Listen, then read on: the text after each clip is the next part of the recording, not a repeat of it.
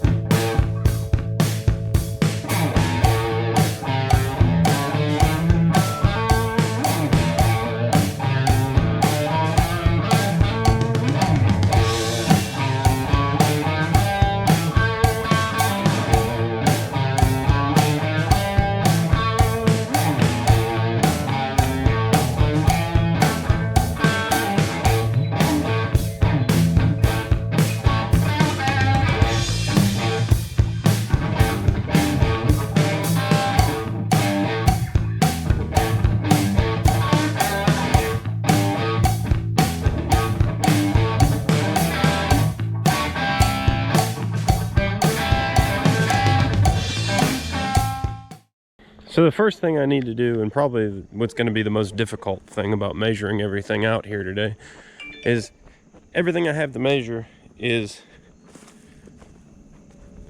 measured off of this ridge line. Well, this ridge line, you know, on a map, sure, you can make it one straight line, but in real life, where's the top of this ridge? You know, it kind of rolls, and then it rolls all the way up past where the dozer's at. It's still actually rolling. So where do you draw the line and say, okay, this is top of the ridge? So I need to just kind of walk it a little bit and kind of figure out which trees I think are going to be on top of the ridge. So I have a hard place to measure from. So that big oak tree over there, that's going to be, I think, top of the ridge. This cherry's pretty much top of the ridge, and so on and so forth. My building, I want the corner of my permanent shop to be 30 foot from the top of the ridge, and then I'll have a road up against the building and 20 foot wide. That should leave me plenty of room and still leave me 10 foot to the top of the ridge. So there'd be a road right through here.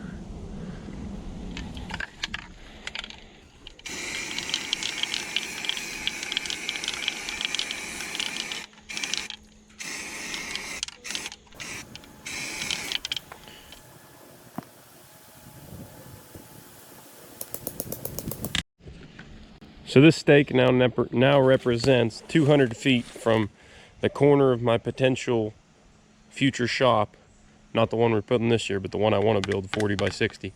From 200 foot from here, that direction would be where I want to have the corner of my house. This is all guesswork right now. I mean, who knows where the actual house will end up being, but it's just trying to get me close so I can have a good layout on things, a good handle in the future. All right, I'm just going to explain what I'm going to do here because I don't think it's worth filming. I don't think anybody's going to watch me pull a measuring tape 100 times. But, so, that's my top of ridge stake. It's always hard for me to see if you guys can see what I'm talking about through this little screen. But that pink stake right there is top of ridge. And I just walked down that way a good ways to where roughly 60 feet is. And found another spot that I'm definitely saying is top of ridge. The further you go this direction on this ridge, the sharper the ridge itself gets, and vice versa. Go back that way towards where I want to build, the hill rolls more. It's not such a sharp point to the top of the slope. So down this way, I'm just going to pull another mark off the top of ridge, and that way I can square my building from the top of the ridge. So this is the front corner of my shop, and we'll pull the back corner here in a second. Alrighty, I got all my stakes put in for my buildings here. I'm standing here at the front right corner of my 40 by 60 shop. The dozer would just be inside. And then over here is the building that I'm really building this year, if all my measurements are correct. I'll take all these trees out and brush up everything real good and do my measurements again to make sure I'm not off. But I've marked all the trees here that are going to need to come out for the building and give me some room around the edges. Two nice trees here that I'd rather not take out, but they're going to have to go. There's a nice big oak there, white oak I believe, and then this silver maple. Nice big old solid trees, but I got a lot of them, so. But other than that, those are the only two that are really a big deal to me to take down. There's one other silver maple there needs to come out, and the rest are all kind of little scraggly saplings. But yeah, getting pretty excited. Gonna have an actual shed here soon. Something to keep my toys out of the weather. Drives me nuts seeing them sit out there every year. So this is a big improvement for me. Big deal.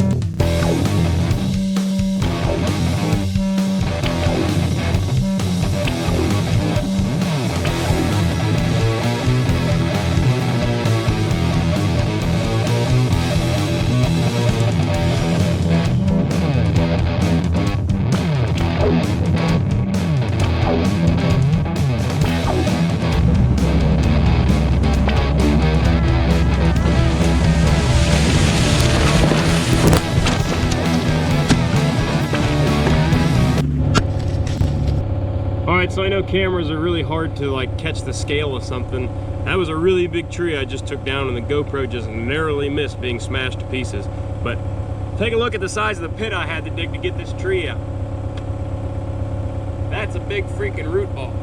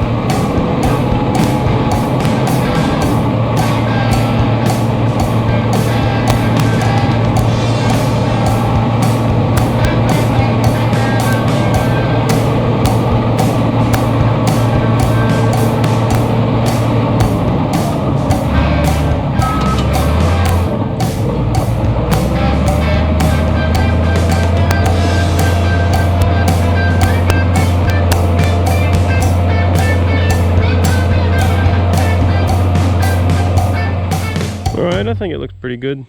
All I was really trying to do is level out all the holes from where I had pulled all the stumps out and all that business. I'm not trying to level this, you know, perfectly flat or anything, because the way I'm building this shipping container building, it's not actually going to matter. These big concrete blocks I've got over here, I'm going to set the containers on 2 of those at each end, and I'm going to set the containers up so that they slope 1% to the front and to the side. And then that way, if I know, like the one I have up there now, it builds up a lot of sweat and condensation inside of it. Or if I take a wet piece of equipment in there or whatever and it drips off, I want all that water to slope to the door and run out. So that'll be good. And then the middle of this building, I'm gonna, you know, shipping container here, 30 by 40 roof over the middle of them. That's never going to be concrete, at least in my plans right now. It's not going to be concrete, so I'll just fill the middle in with stone, and it doesn't need to be perfectly flat or level, but I can level it with stone anyway. So I'd rather keep the subgrade slightly leaning my way, because there is a foot or two of fall my direction here. So that'd be good. It'd let the water run out from underneath that stone and not stay wet underneath there. So I'm pretty happy with it. I'm gonna reset all my stakes now and start digging. All right, well, I got to cut that video off here because my Verizon internet is absolutely terrible. And if I try to upload a video over 30 minutes long, the world might explode. Anywho, the building is nearing completion, and if you follow me on Instagram, you probably already know that. I was out there today doing some more work on it, getting the roof finished up, but I'm already editing the next part of this video, so stick around, hit the subscribe button, helps me out, and I'll see you on the next video. Thanks.